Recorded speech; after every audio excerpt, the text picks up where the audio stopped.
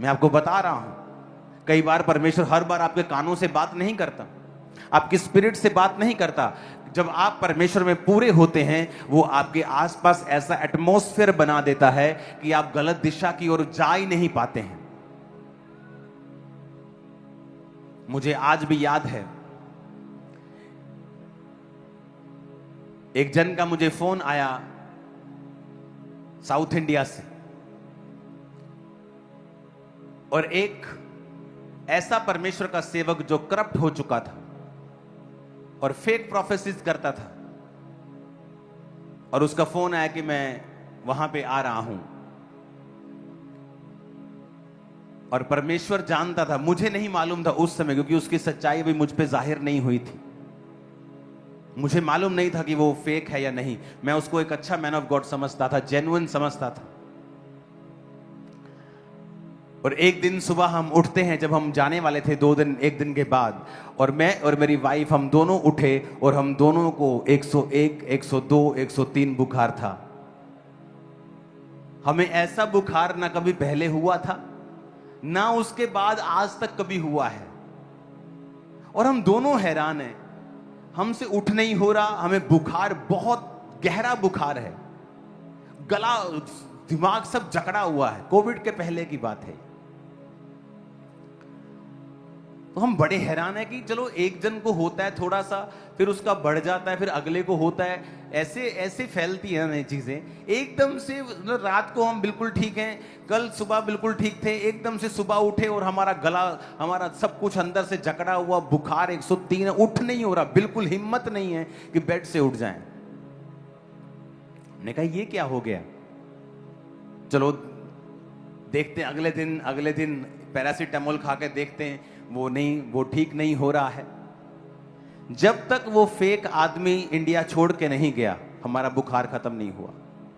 जैसे वो इंडिया से गया, हम बिल्कुल ठीक थे, बिना दवाई के। सुनो मेरी बात, परमेश्वर ने बाद में, सालों बाद हम पर जाहिर किया कि अगर मैं तुम्हें वहां जाने देता तो तुम भी सालों तक एसोसिएट गिने जाते उसके साथ, उस फेक आदमी के साथ। तो मैंने तुझे रोका। जब आप परमेश्वर के लिए जीते हैं ना, चाहे आपको परमेश्वर बोल के ना बोले, लेकिन वो मेक श्योर करेगा आपका एटमॉस्फेयर, आपकी लाइफ का सारा माहौल उसके हाथ में रहेगा, सब कुछ उसकी ओर से होगा। आप पूरी तरह से आपके स्टेप्स, आपके कदम भी ठहराए हुए होंगे।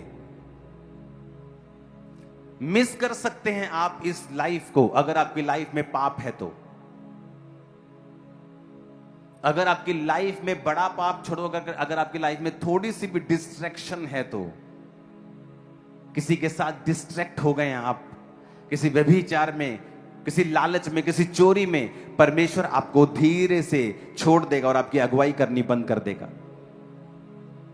फिर लोग बोलेंगे मेरे पार्टनर ने मेरे साथ धोखा कर दिया, मेरे बिजनेस पार्टनर ने मेरे साथ ये कर। क्यों? क्योंकि आपकी आईज जो हैं वो बंद हैं। बंद इसलिए हैं क्योंकि परमेश्वर ने आपकी उस डिस्ट्रैक्शन के कारण आपसे थोड़ी सी दूरी बना ली है। उसने पूरी तरह आपको छोड़ा नहीं है, क्योंकि आपने अभी पूरी तरह पाप में अपने कदम नहीं रखे हैं। जिस दिन आप पूरी तरह से पाप में घुस जाएंगे, फिर वो आपसे पीछे हट जाएगा। आप अपनी तरफ से चलेंगे, अपनी तरफ से सेवा करेंगे, अपनी तरफ से सब कुछ करेंगे, लेकिन परमेश्वर आपके संग नहीं है और वो लॉन्ग टाइम नहीं होगा।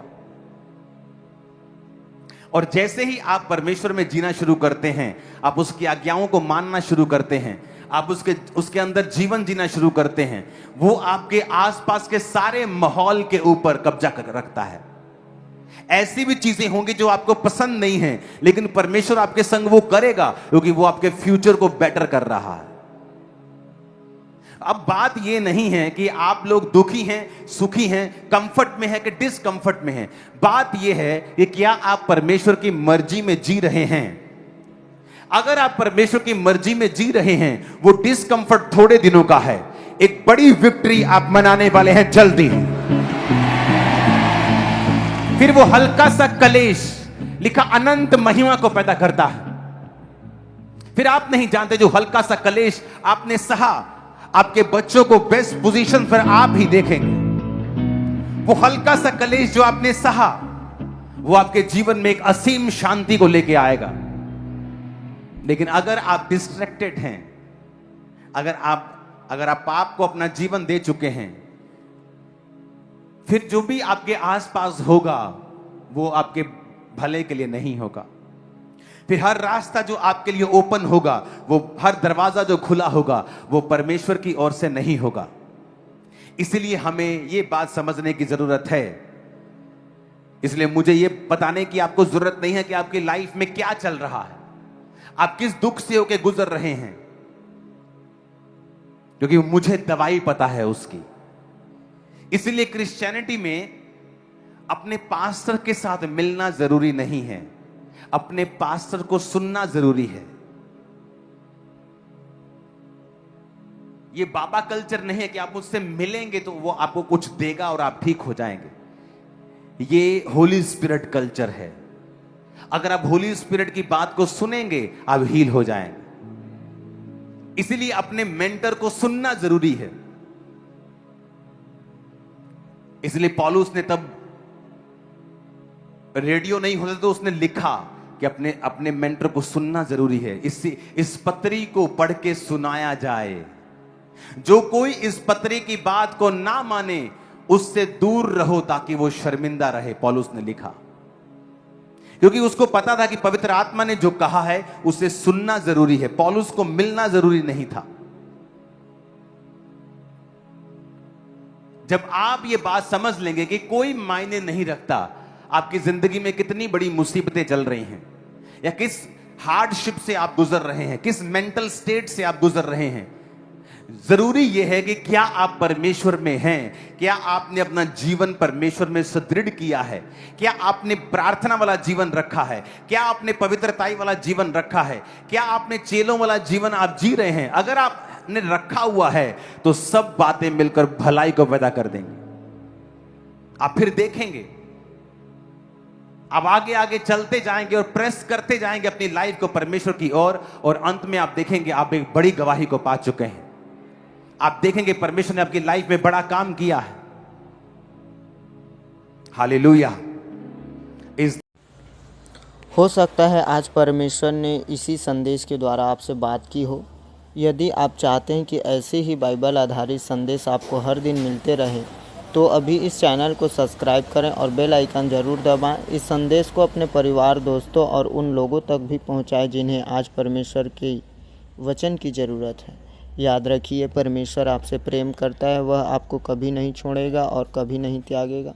मिलते हैं अगले वीडियो में परमेश्वर के वचन और जीवन बदल देने वाले वचन के साथ। God bless you. Praise the Lord.